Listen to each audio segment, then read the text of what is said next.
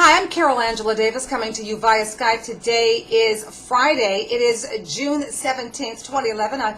Again, coming to you via Skype. In the news, these are your news stories for the day. In the news, how low down House Budget Committee Chairman Paul Ryan's GOP blueprint, the one for cutting government spending. Well, guess what? He stands to personally make money from this plan. If Paul Ryan is able to get the energy tax breaks extended, he's going to make some cash. He and his family, they're going to make some cash. That's right, because he leases land to the energy companies. Now, the properties have done well for the Ryan family.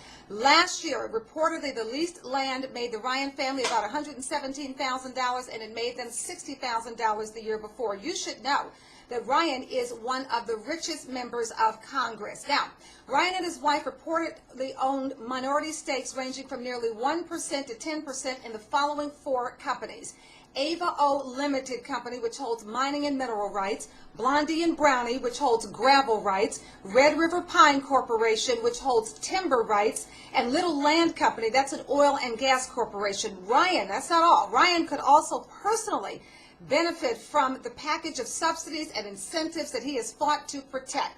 That's called a conflict of interest. We should tell you that meanwhile, as the rich get richer, Paul Ryan is still working hard on his Medicare plan to virtually eliminate Medicare for retirees who are not yet 55. I don't think so, Paul Ryan. I don't think so, dear. It's not going to happen. Okay, let's go to the White House, where the president is stirring it up as usual. He has a draft executive order on the table that would force government contractors to disclose their political contributions, and the Republicans are hopping mad about it because, they're all about the rich getting richer and the poor getting as little as possible. Campaign finance reform groups want the order signed, okay? The president is trying to help ensure that political money, that the amount of political money you have or don't have, he wants to make sure that that does not play a role in contracting decisions. It is the president's way of improving the federal contracting system and making it more transparent and, of course, more accountable. And we need as much accountability as we can get in Washington. All right, next story. Get this. Earlier this week, we told you that about 70% of confiscated military-grade guns in Mexico turned out to come from the United States.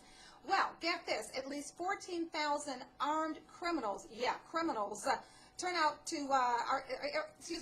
at least 14,000 armed criminals are in the northern Mexican cities of Juarez and Chihuahua. Now, the little armies apparently work for the drug cartels that are fighting for control of the drug smuggling routes into the United States. That is the word from the Mexican Attorney General, all right? Now, he also says that of the 14,000, 9,000 of the armed criminals are fighting for Juarez, 5,000 are fighting for Chihuahua, which, of course, is the state capital. You should know that Juarez is located right across the Rio Grande from El Paso, Texas, and guess what?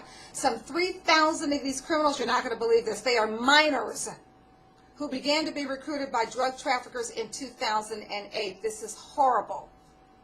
But let's move on to an even worse story. Get this. Apparently, the Mexican gangs are wreaking havoc across the border here in the United States. Authorities now say that African-American residents in the Southern California city of Azusa, which is west of Los Angeles, that they have been attacked for years by a Latino gang. It seems the gang's purpose is to terrorize African-Americans through racial intimidation, threats, and violence, and drive them out of town. When was the last time you heard that? It sounds like the KKK of the Old South. I don't think so. This information was unveiled in a federal indictment.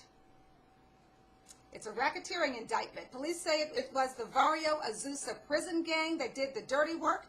Azusa has a population of about 45,000 residents. About two-thirds of them are Hispanic, 3% are black. They did not target, so you got about 66% Hispanic, you have 3% black, that's about 70%. That means 30% of the residents are Asian, white, or whoever. They didn't try to drive them out of town. They're only after African Americans. That smacks of racism, okay? So far, more than 50 people have been charged in that federal indictment. The gang has about 400 members or associates. They are engaged in crimes ranging from drug trafficking to hate crimes. We should tell you that this latest crackdown by the feds is an effort to cripple Latino gangs that have targeted blacks in the Los Angeles area for years. In 2009, more than 140 members and associates of the Barrio Hawaiian Gardens gangs were charged in connection with waging a racist campaign against African Americans. 4 years ago, authorities arrested dozens of members of the South Los Angeles Florencia 13 gang in connection with the killing of African Americans because of the color of their skin. And in 2007, federal prosecutors moved against the Avenues after 4 gang members were convicted of hate crimes for killing a black man. Now, I have this question for you. Where is MALDEF? Where are the Hispanic civil rights groups on this issue? You've got a criminal enterprise. Let's just start there. They're criminals. You got a criminal enterprise trying to drive a group of people out of town and waging a battle against a group of people because of the color of their skin. Number one, that's a racist act. And number two, it is a violation of human rights and civil rights. I don't understand. I've been looking for something. I haven't seen anything on this latest story by any of these civil rights groups. Please speak up, because you got to stand. You stand for civil rights and human rights. You got to stand for everybody. You can't just stand for some people. So we hope we're going to hear something about that. Finally today, the news just gets more incredible from Brazil. A 12-year-old boy is dead after eating poisoned cookies. Police say 2 13- and 14-year-old girls at his school admitted putting a deadly dose of rat poison in the cookies. But they were meant for 2 rival girls at their school. The boy was delivering the cookies to the supposed victims. He didn't know they were poisoned, so he ate them, and he died several hours later. Isn't that awful? Some terrible people out here. Those are your stories. Thank you so much for joining me. I'm Carol Angela Davis. We'll see you Monday, same time, same place, new stories. Join me, of course, on Twitter at Carol Angela D. Also, join me on Facebook, Carol Angela Davis, and, of course, watch my daily broadcast. Thanks, and have a great day.